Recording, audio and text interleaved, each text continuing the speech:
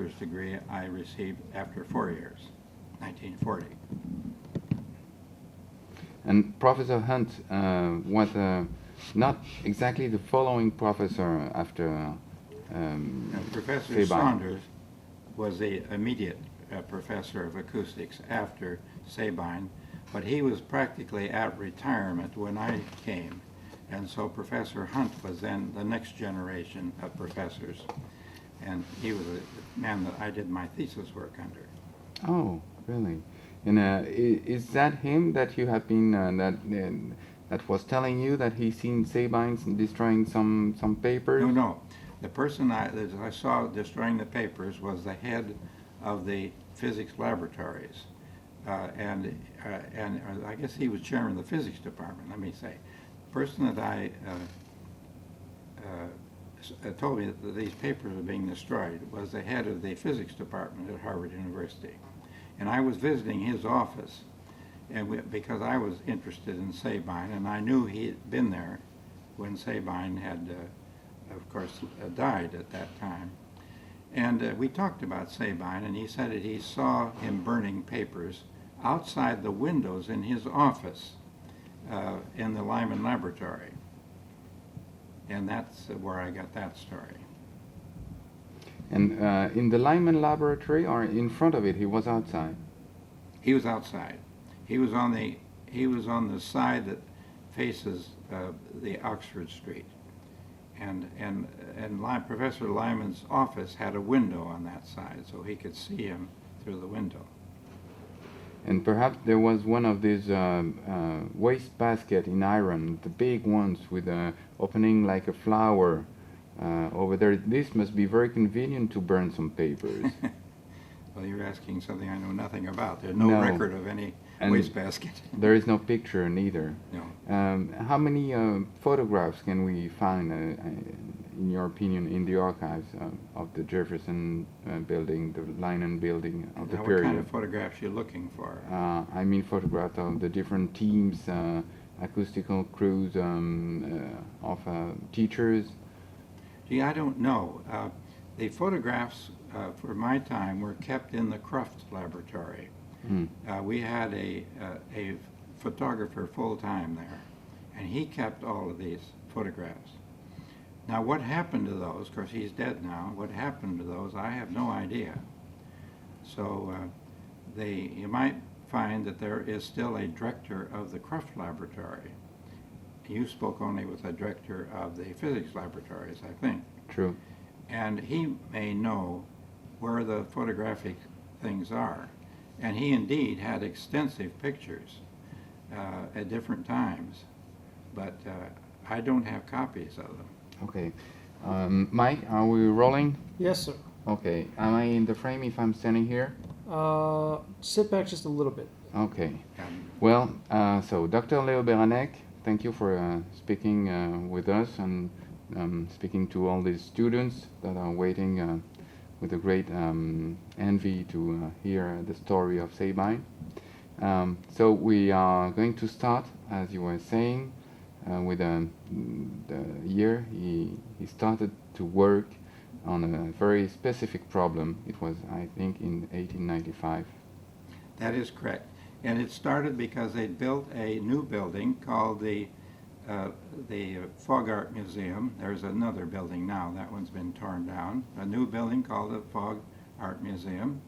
And they had an auditorium in it that had a high ceiling and was somewhat round. It was not a nice shoebox-shaped hall. And the lecture could not be heard in it. The reverberation was too high, and then there was focusing.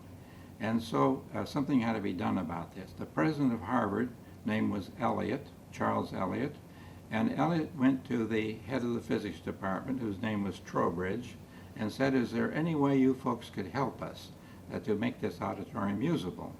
And Trowbridge said, we don't know anything about acoustics. None of us have ever worked in that field. I'll see if I can find one of our young instructors who might be interested in doing this. So he talked around perhaps, but at least he came to Sabine. And Sabine was intrigued by this idea, so he talked it over with his colleagues, and his colleague says, don't do it. You know, this will be nothing but trouble for you. Acoustics is too difficult. I think you just ought to say no. But he took the challenge. But he took the challenge as a broader idea.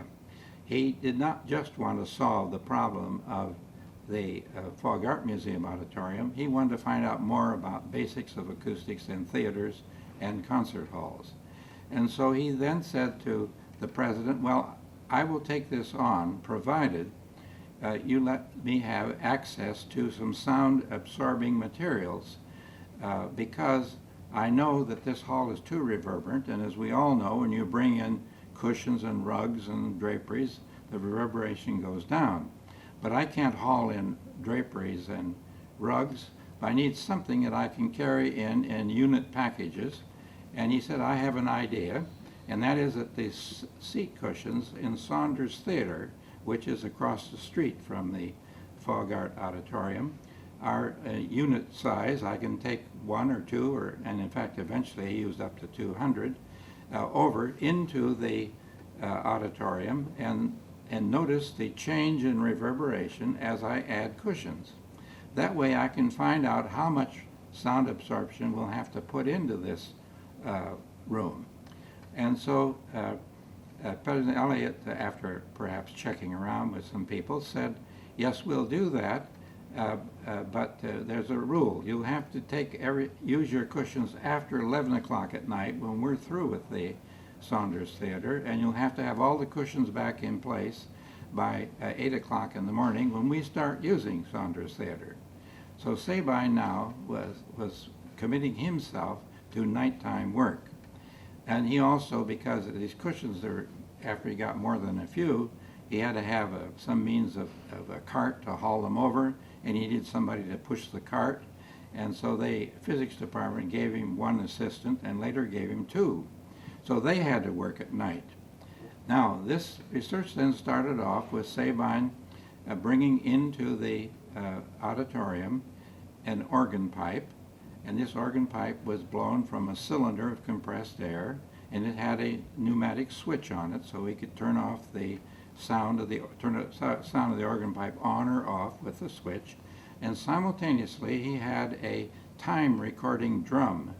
The drum spun around, and the pen went downward on it with time, and it started going down, but at the same time he would cut off the sound from the sounding organ pipe, and then it would determine how long it took for him to hear the sound after it was cut off.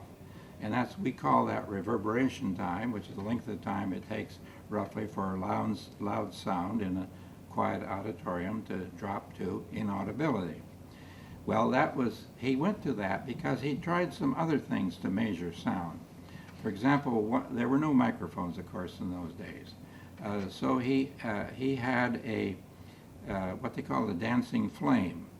Dancing flame was a little gas jet, and beneath the gas jet itself there was a little container with a very thin diaphragm on it. And as you'd move around the room, the sound would excite that diaphragm more or less, and you would find that the flame would go up and down.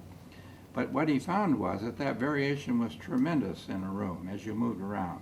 For example, you sound the 512 organ pipe, the sound in the room as you move around with the microphone goes up and down a great deal. But he observed with the ear, it doesn't go up and down a great deal. So instead of using that kind of thing as a measurement of the sound, he used human ears. And that's why his measurements involve human ears. All right, so he then brought in more and more of these cushions and was able then to make a plot, a graph, which the top axis, the x-axis, or the y-axis rather, was the reverberation time, and the x-axis along the bottom was the number of seat cushions. And he got a curve that sloped down, and it went down in a slope which sort of asymptotic at the bottom end when there were no cushions, and it became asymptotic at the right-hand end when there were many cushions. And so then he got that curve, and he got thinking, well, you know, I really ought to do this in some other halls. And Harvard had a number of halls. In fact, Jefferson physical laboratory where his research was to take place had several places that he could make studies. So he got permission from the physics department to use what was called a constant temperature laboratory, which was a room down in the very basement of the Jefferson Physical Lab. I don't remember how long, but it seemed to me it was about 20 feet long. Maybe it was a little longer, and in width it was probably 15 feet, and in height it was probably, well, the height was not a single height. It had a curved vaulted ceiling in it in his day, and that height varied from, we'll say, 12 or 14 feet up to maybe 18 feet in height. And he got permission then to bring seat cushions into that room, and it reverberated a lot, but it was a small room, so he didn't have to put many cushions in before he got the same kind of curve that was going off asymptotically toward the number of cushions. And then he said, I'll carry this on in a couple other rooms, so he went into their main lecture room, which is called room 250, and did the same kind of experiments. In those days, the room had only benches, no upholstering, and it was very reverberant when no students are in it. When the students came in, they were seated very close to each other on these benches, and if enough of them came in, it cut the reverberation time down. But he could also do it by bringing in the seat cushions and laying them out on these seats, which he did. And so that was the second place that he got a curve of reverberation time versus number of seat cushions. Then there were three other rooms of different sizes, lecture rooms in the Jefferson, and he did the same thing in them. And then he went over to University Hall, which is the main administrative hall in the center of Harvard, and used, I think, 2 or 3 rooms in there. And then he got the idea he'd like to have a room which had nothing in it, no pictures, no seats of all, just a plain, bare, hard room. And it turned out they were building a new, what they call greenhouse, a house in which you can grow plants in the biology department. And this was a pretty good sized room, all glass, and with a hard concrete floor, and they had not yet moved anything into it. So he said, I got his permission, I'm going to bring my seat cushions in there and do the same experiments. So he got another curve, and this then gave him a set of data on reverberation time versus number of seat cushions.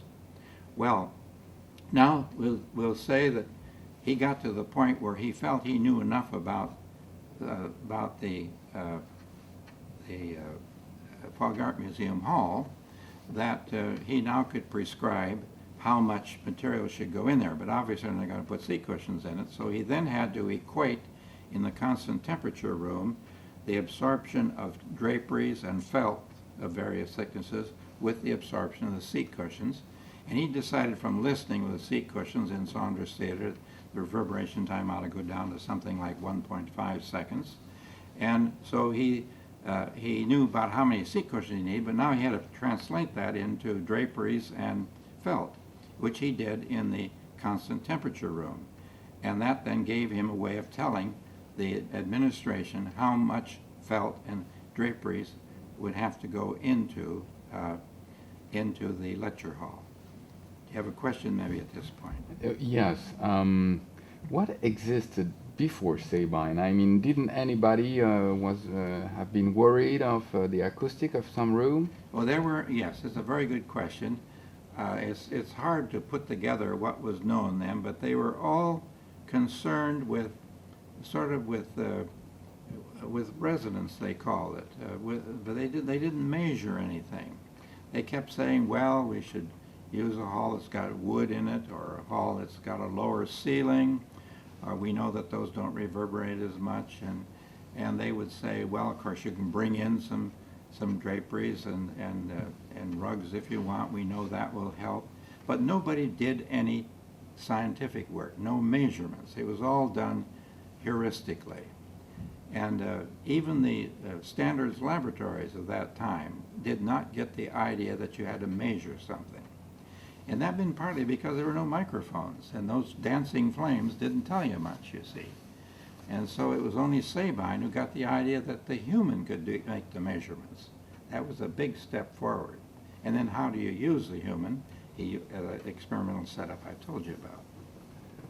How many time did it take him to go to a conclusion with his different curves? Okay, well, I have to come a little later on how he came to the conclusion. Let us go on now to, let's see, as I finish up. The president of Harvard, Elliott, said, look, you now got to prescribe for this hall. 3 years had gone by with all these measurements, and still he had not told him what to do with this hall.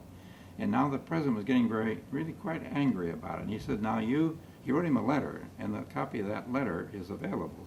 And he said in the letter, you must now come to a conclusion on what we should do in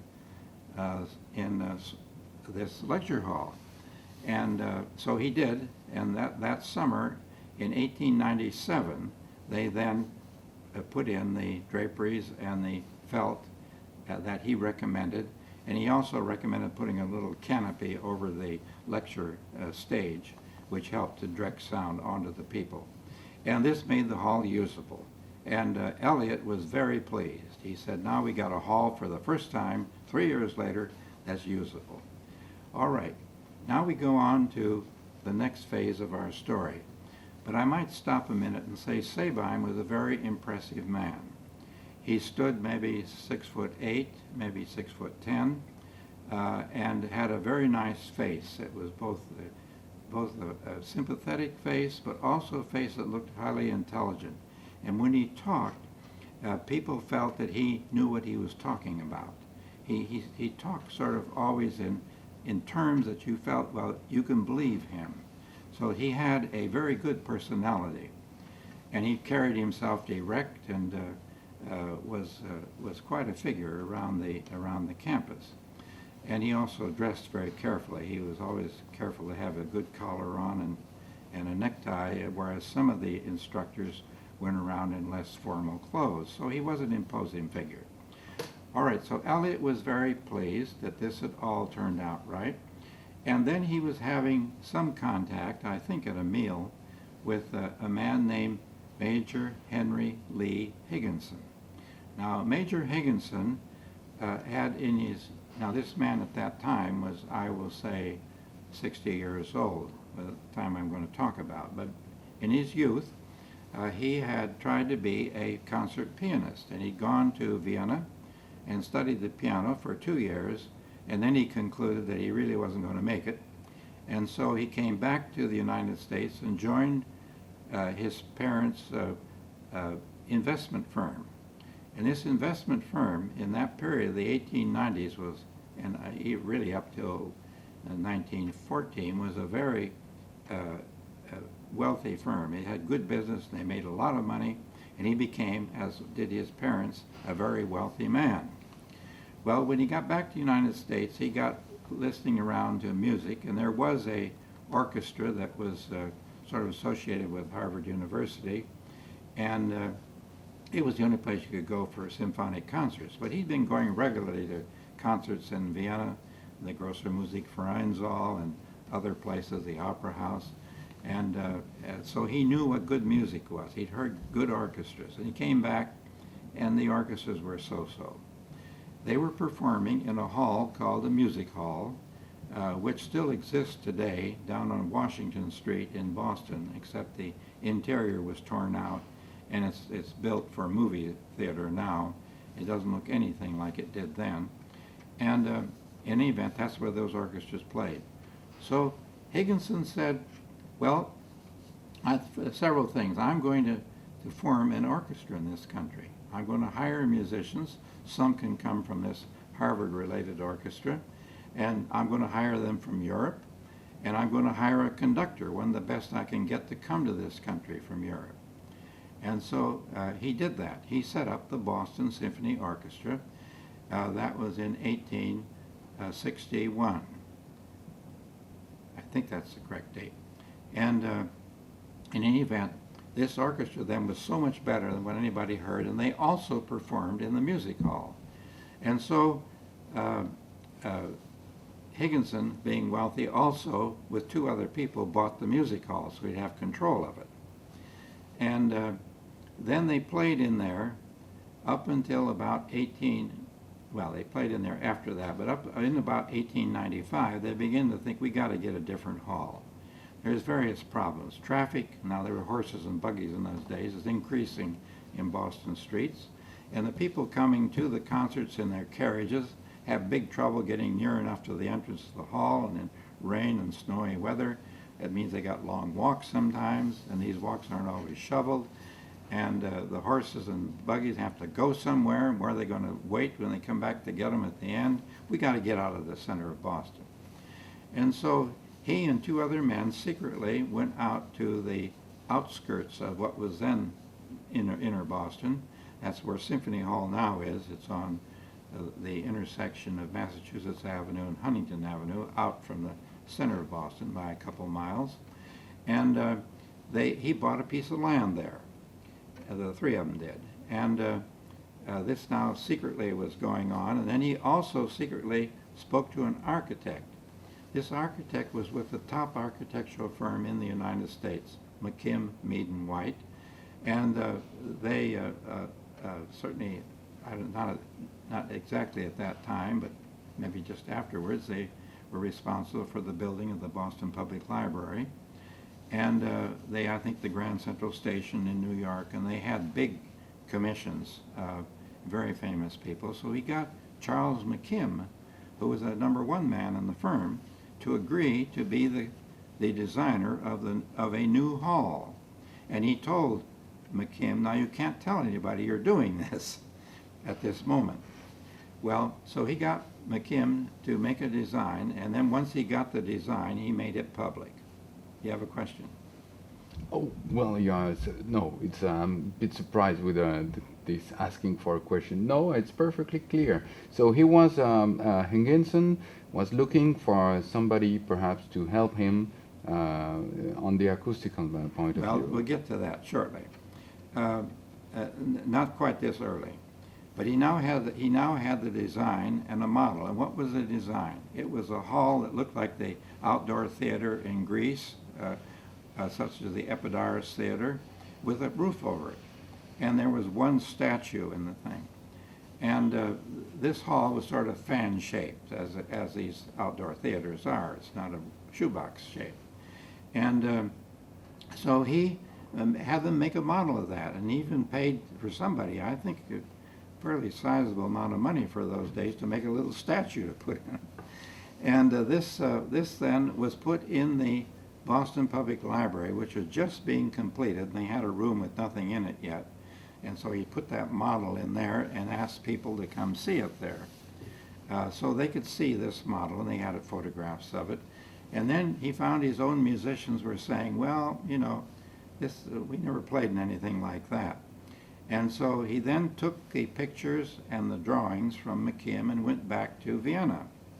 And he went around to various musicians and conductors and said, what do you think about this? And they all said, don't do it. We played in one hall like that and it didn't sound good. And we don't think that this one's going to sound good. Well, then what should I do? Why don't you copy one of the great halls of Europe? And of course he'd been in these halls, so this was no new information to him except which they thought was the best. And these musicians and conductors said that the Leipzig Gewandhaus was the best hall they thought in Europe at that time, and why didn't he just copy that? Now the Leipzig Gewandhaus was bombed out in World War II, so it's not there today. Was a shoebox-shaped hall, had an organ on the front end, and the orchestra was just right in front of the organ. It had only one balcony, which went over the front edges of the orchestra, and in the back it had two balconies, but only one balcony down the side walls. The second balcony was just alone in the back. But it only held about 1,650 people. And this was another thing now that Higginson had decided. He decided in instructing McKim what to do, that it had to have about 2,500 people. And also he gave, later on, let's get back to that. He then had this model, so he had somehow got drawings to the Leipzig Hall, and brought them back to the United States. And then he then told McKim to come up with some designs that were different from what he had before. And I might say there was a hiatus. He started all this in about 1895, thinking about the new hall, but they didn't really get down to careful consideration on it until about 1898 or the end of 1897. And so he now, in this period when he got back with his drawings and all, which now is either late 1997 or 1897 or 1898, he then told McKim about this, and maybe sent him the drawings, I don't know, but he told him about the hall.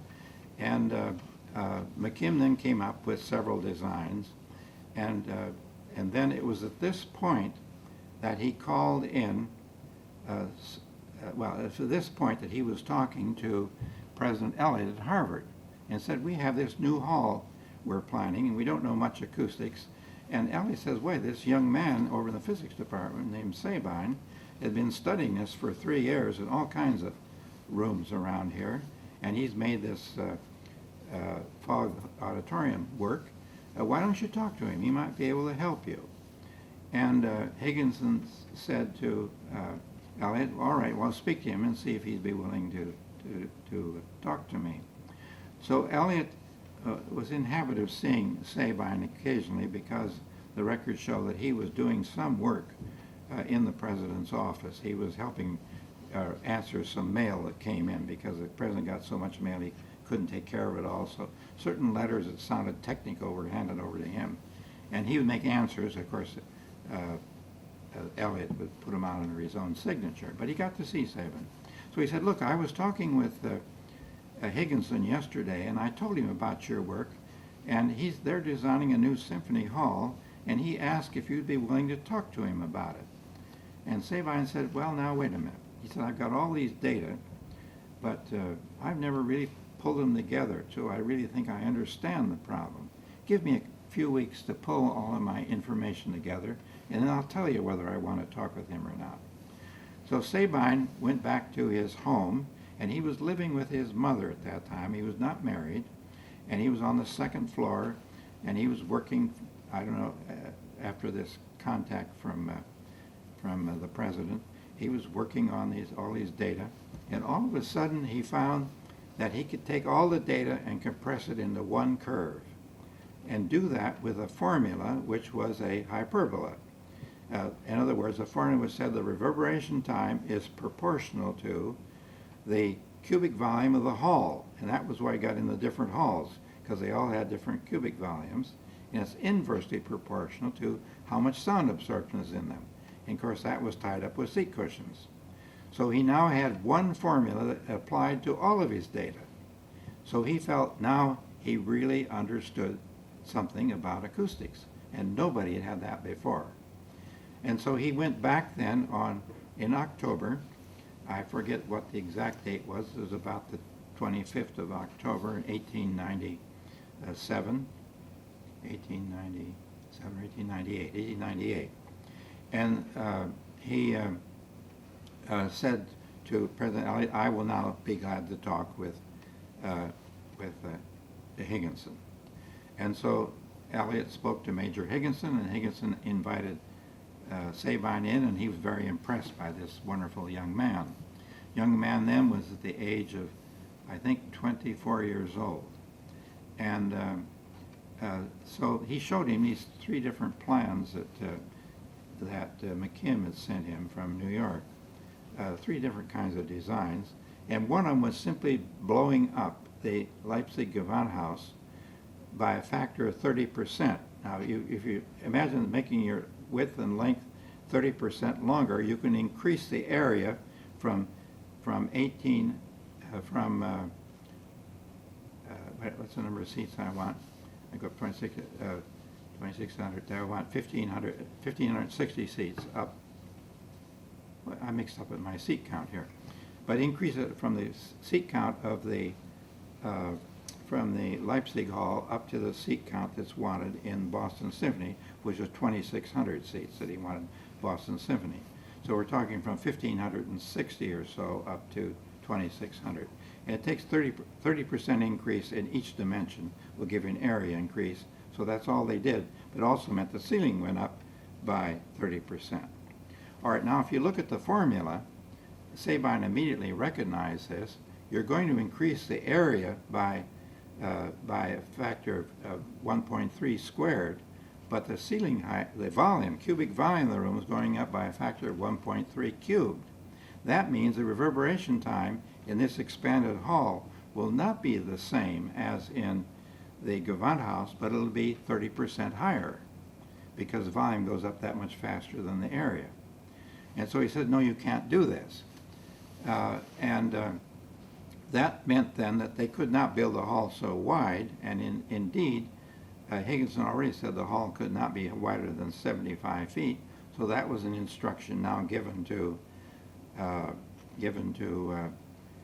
McKim, and they said that now the area does have to be up by this ratio of 1.3 squared compared to the house in Leipzig, but then McKim came back and he had the same thing, single balcony on the sides and two at the rear, but he had to make the hall longer, quite a bit longer, to get in the extra seats, both on the main floor, and he made the balconies even longer. Well, immediately, Higginson then called Sabine in. Well, now this time, let's look at the one he's come in with after you've been here before, and what do you think about this? And Sabine and he both looked at it and said, well, it's too long. It's going to sound like a tunnel. This hall's got to be shortened down. In fact, the hall should not be any longer than the old, not much longer at least, than the old Boston Music Hall, which already seems like a pretty big distance from the stage to the back of the second balcony. And Sabine said, well, look, it seems to me there are a couple things we could do. And he's credited with saying this, so I suspect he may have. Let's put in a second balcony. There is a second balcony in the Boston Music Hall. And so why don't we just do what they have there, put in a second balcony? All right, then in addition, instead of having the orchestra down on the floor with the two side balconies going above it, above the stage, let's put a little stage house on the end, move the orchestra up in there, and that will free up space in the front of the hall beneath the side balconies, allowing about 200 more seats there. Well, now the hall was still too long. They were able to do a little work themselves on this. They didn't have to go back to the architect. They could see how much the second balcony and the putting a 200 or getting back the 200 seats in the front would do. So they then shortened the hall down, and it was still too long. And then Higginson said, well, the only thing I can see to do, let's reduce the spacing row to row between the seats by 5 inches, and that will get the length down to about the same as it is in the old Boston Music Hall. Now that was all right in those days because people in general were smaller in 1900, and today those spacings are not really big enough. People that are 6 feet or more tall, their knees bump the chairs in front, and this is not comfortable. So that is still going on, though. No change has been made. But anyhow, that's what he did to get 2,600 people into a hall that was then pretty much the same hall as the old Boston Music Hall. Now, then Higginson went back to McKim, and he had never told McKim until that moment that Sabine was involved in the picture. Now he said, look, I have a young professor he was an assistant professor by that time at Harvard, before he'd just been an instructor, but assistant professor, promotion. And he have a young professor from Harvard, and he's helped me get this design I'm going to give you now, which is really quite similar to our old music hall, but it has a lot of the characteristics of the Gewandhaus in it. It's a shoebox hall, and he said to McKim, we're going to have to do this hall, not the one anyone that you've designed. Well, now, this was getting to be in the fall now, I think the end of December, in 1898, in December. And the hall had to open, finished and complete, in 1900 in October. So you now only have about you have less than 2 years to build. They're not even drawings yet on the hall, to build the hall. And they hadn't even staked out the dirt outside. Well, now, a little side issue. At this time, or a little before, he had to go to people and say that they were going to build a new hall, and that they were going to put it out in this hall that he and his friends had bought, and they were now going to sell that back to a company that was set up. This was a nonprofit organization. It was incorporated, and they had bonds that they sold, and they brought money in from the people. And with that money, then, they were supposed to be able both to buy the land, which they bought the same price that Sabe and his friends paid for it, and they were going to be able to build a concert hall on it. And this was all done before 1898, probably in 1897. They got the money in. They were now telling that they were going to do something. All right. Now, the thing that set the date of October in 1900 was that Higginson and his two fellow owners of the music hall found a buyer, and he wanted that hall, and he was going to put in shows in it of one kind or another. He wanted to tear out the thing and change the insides and put shows into it. So they then said, well, how soon do you want it? He said, well, I've got to have it in 1900, no later. So they finally agreed with him that they could perform in it up until the start of the fall music season in 1900, which would be in October. And so now there's a date set on the end that it had to be finished, and they go down to McKim and say, look, that's going to be the completion time for the hall, and we're coming in with what you got to do in December of 1898. And now McKim very upset over this, and he said, well, I've got to talk with this young man, this professor at Harvard. And so Higginson had Sabine go down to New York and meet with McKim for the first time McKim had ever seen him. And he had to convince McKim that this whole change was the right thing to do acoustically. He only had 2 hours to do it in. Now here's a man with a wonderful personality, well-dressed, very convincing man. And then McKim was looking at the deadline of completion by October 1900. He says, okay, but we're going to make one little change. The balconies can't have as many rows of side balconies as you want. You want 4 rows. We're going to have only 3. So the balcony and first balcony has 3. I don't know, the second one does 2, I guess. 3 rows instead of 4. That's the only change that he made. Except, now a couple other things came into picture. The committee said, well, this has got to be a fireproof hall. So you've already said it's got to be 75 foot wide. It's got to be a shoebox hall. But we want a fireproof hall. And so that was good. They made it then of heavy concrete up to most of the side walls, and above it's 4-inch thick walls, and the ceiling is plaster 1 to 3 inches thick at different places. And it's all fireproof, but that's good, because if you'd put wood in there, they would not have had good bass. Preserving walls or having walls that do not vibrate preserves the bass. And so that was a great decision. Then the architect said, well, we got to make it look good. So then they put in niches and statues and put coffering in the ceiling and put gold and red plush on the tops of the railings around the balconies, and he made it look much better. But all these irregularities diffuse the sound, the reverberant sound, and give it a pleasant quality. So that's another good thing that happened. Now Sabine did not make those choices.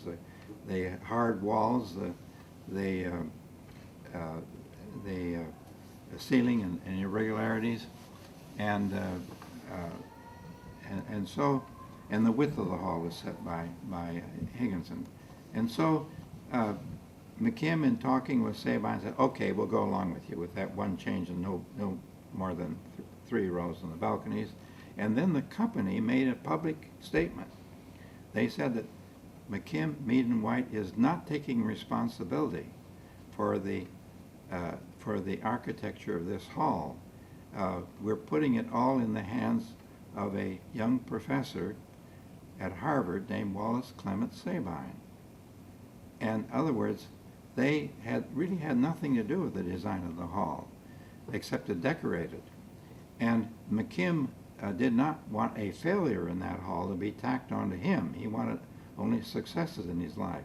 So if he blamed this acoustics onto Sabine, he would not be attacked for having designed a hall with bad acoustics. So they made a public statement really saying that this hall was designed by Sabine. Of course, it wasn't designed by him alone, as I just said. But now, I might conclude this part of it. I'll go on to opening of the hall. I conclude this part of it by saying he was never paid $1 for this work. He was not really a consultant. He just came in and talked to Higginson and went down and talked to McKim. And he made big influence on what happened. But in effect, he was not even the consultant for it. He was a man just from Harvard coming down and talking to him. But he did the right kind of talking. And he did apply his formulas, because his formula also told him how high to make the ceiling. And that's another design feature that was important, because too high, you'd have too much cubic volume. Too low, you'd have too little cubic volume. And he knew from calculation he'd made on the Leipzig Gewandhaus that the reverberation time there should be the same in this hall as he calculated for that hall. So making it the same calculation, he then was able to adjust the ceiling. One thing that I forgot, in order to make his calculations, he not only had to know about the absorption of seat cushions, but he had to know how much sound people absorb. So in the Jefferson Physical Laboratory main lecture hall, he got an audience to come in and sit while they made reverberation time measurements in the Jefferson Physical Lab with this audience there. And he had two other observers, so three of them simultaneously had three different timing devices. And when they cut off the organ pipe, it started all of them, and then when they heard the sound die to inaudibility, they stopped it. And they got the audience absorption that way. And that was a very important factor. Then he wanted to know the absorption of walls, but he had that from the constant temperature laboratory, which had hard walls in it. And they're going to make this hall have hard walls. So he was able to get the equivalent absorption of a concrete walls for his formula. So now he knew the cubic volume of the hall, he knew the absorption of all the walls, he knew the absorption of people. He's now able to make a calculation of reverberation time, and he did that for the Gewandhaus, and he got that time, and he made them alike by adjusting the ceiling height. All right. Now the hall is being built. His only big contribution after that had to do with the organ. The organ they wanted to put in the back side of this little stage house, in the back wall of the stage house at which the orchestra is seated. So it'd be right above the orchestra in the back wall.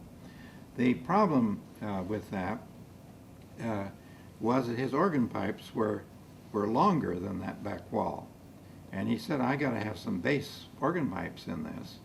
And what are we going to do? Well, Sabine then worked with him on putting a grill at the top edge where the ceiling intersects with the back wall, putting in open grills up there and allowing him to push the pipes up higher and still sound through that grill on the top.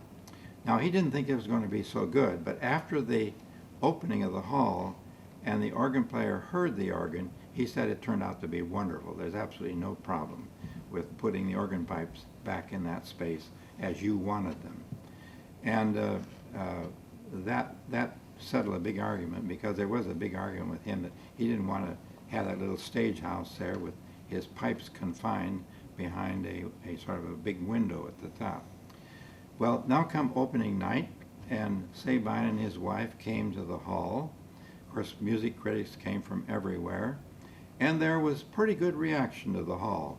One critic did not think it sounded as good as the old music hall. There's another little side I ought to put in. They thought that they could use the name music hall for the new hall. And then the owner, the person who bought the hall, said, no, I'm going to keep the name music hall. So right at the very end, almost before they opened it that summer, they had to decide on a different name. Now everybody wanted to call it Higginson Hall, but he would have nothing to do with it. So they ended up calling it Symphony Hall. But by that time already, they had ordered the ironwork for the side balusters where you walk up the steps on the sides. The ironwork for those banisters there had music, Boston music, B music, a BMH in them. And you go there today, BMH is in the various places up the ironwork, indicating they were going to call it the Boston Music Hall. But then they had to change it to Symphony Hall. That's the only thing I could think of. So it became the Boston Symphony Hall. And that's how it got its name finally. And that was put on just before it opened. Then came opening night. Sabine and his wife came, and the critics came. And one critic said it didn't sound as good as the old music hall. And he said one reason was that the old music hall had a clock in the side balcony. There's no clock there anymore. And I missed the clock. And some kind of foolish talk like that. Well, in the first few years, this critic was in Boston. He wrote negative stories about the hall. He kept saying it's not as good as the old hall was. And so the hall started off with a good reputation from the New York critics and for some of the Boston papers. We had several papers in those days, like about 5. Now there's only 2. And this critic, his name was Apthorpe, then was reading the best newspaper, so a lot of people thought maybe the hall wasn't that good. But they didn't know. They enjoyed the music anyhow. It was a good orchestra. But then there was also another negative factor that came in. Some of the visiting conductors from Europe said, well, the hall is not as powerful. The music is a little bit weaker than in our European halls.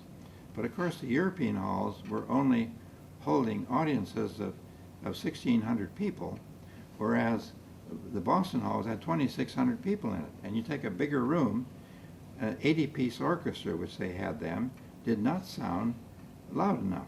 So the orchestra gradually changed until a few years later it was even up to 100 pieces. So that then is one reason the hall got a good reputation later, was the orchestras were increased to give it more powerful and make the sound in its hall equal to the sound in the European halls, which were using smaller orchestras in those days. And so this explains why it started off that way. Well, the result was that Sabine became discouraged. And I'm sure he went in there and also made some measurements, and he found another thing. And that was the reverberation time that he measured was not what he predicted. It was lower. And what was the reason? Well, his audience absorption was measured on benches with students sitting close to each other. It was also measured in the summer times when they came in just some kind of T-shirts.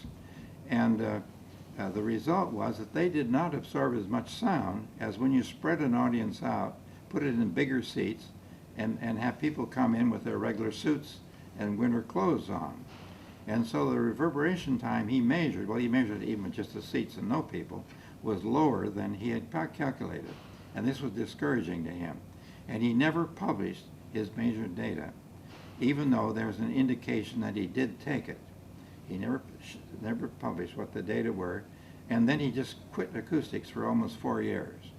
And then in my paper that I talk about him, I say that there was a reason for that he decided to go back and teach.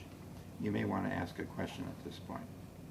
Well, not exactly a question. I'm quite satisfied with the flow of the story, and there is any information that would be needed to build the whole story. I would need a lot of images for illustrating all what you are saying.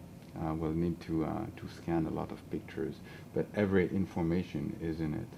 But so we can get back. So we now have seen how Sabine made his measurements to get some curves, how he built some, he found some conclusion, some solution with the formula to those curves, and how he became involved into the Boston Symphony Hall without asking for money. But he was very young, and it was also some kind of a challenge to him. It sure was. So I think the appetite, the scientific appetite, was stronger, and asking money wouldn't have been through his mind. But after that, he had some kind of career in the architectural acoustics, and this is true. I have started after this period of time where he perhaps also, yes, the results were different, and we all know that it is very difficult to take care of all the parameters and to go straight up to reverberation time with accuracy. But so I think he also had to take a breath after between 1895 and 2000. He have been working very hard, and mostly at night, as you were saying.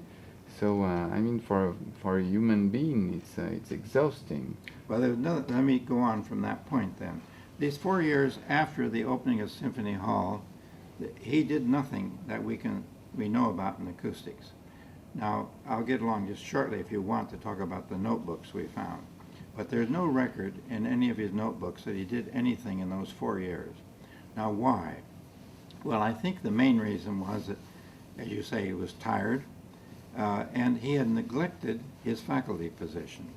And I'm sure he was hoping he'd get promoted from being an assistant professor to an associate professor, which is the next step.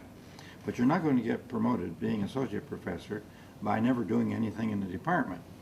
Now, he was doing some laboratory teaching before then, but he was not really heavily involved because of this nighttime work, and the physics department knew he was doing it, and they weren't pushing him too hard. But he's not doing much in the department. So when he came back, he said, "Look, I want to get involved with the teaching process now." And the chairman, who still was Trowbridge, said, "Well, look, we'll put you in charge of this experimental laboratory where the students can come in and make experiments in light and sound and mechanics, and this will be part of their physics training, and they get their hands on actual things, so they're learning from the books." And so Sabine took over that laboratory. In the first year, I think he had something like 35 students, and by the end of the second year he taught this, he had some large number of students. Something was up at over 200. And this was a big success, and Trowbridge wrote to President Eliot and said that the increase in students is entirely due to the enthusiasm and the good teaching of Sabine. So now he's getting to be back in the teaching sequence. He also got married in that period, and he'd been living with his mother. And one of the little stories with his mother, I told you he was upstairs working on all these data that got to his formula. And the day he discovered the data, he walked down the stairs and said to his mother, "Now I found it." And then he told her what he'd found, and she kept a diary, and she wrote down everything he said.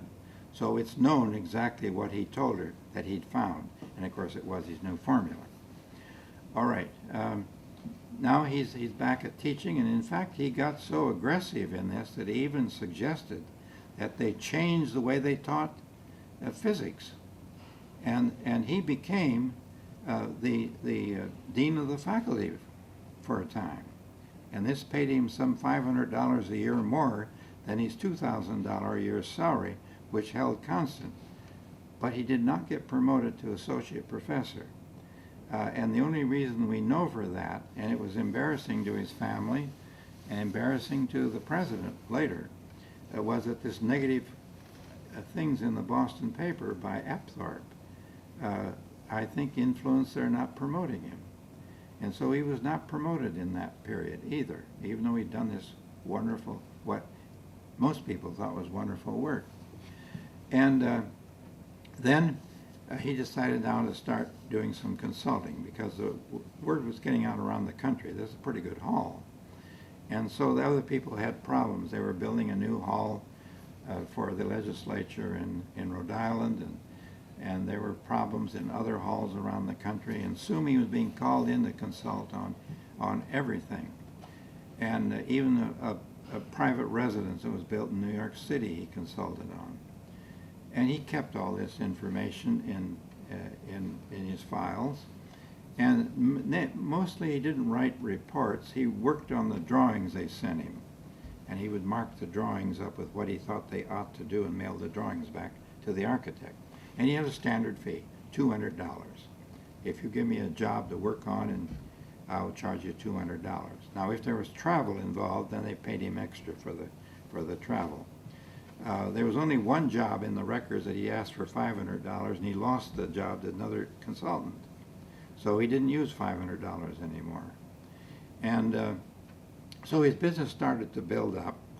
And along about remember the hall opened in the year 2000. So along about, in 1900. So along about 1914, the war was beginning to start in Europe. He started to get interested in the war effort, and he volunteered to do something if they would ask for him to do it. By that time, he was promoted to full professor. It was after he was beginning to be famous for his consulting. They made him a full professor, but they never made him an associate professor. He made 2 jumps at once. And the president of Harvard admitted that this was a peculiar thing. He said that this long expanse between his assistant professorship and full professorship was sort of unconventional, meaning that he should have had a step in between. And then Sabine never had a doctor's degree, but the university gave him an honorary doctor's degree late in his life because of his big successes in consulting. And by then, the reputation of the Boston Hall had turned around with the bigger orchestra in it. And this Apthorpe guy maybe died or something, and new critics came in. And so he was now becoming very famous.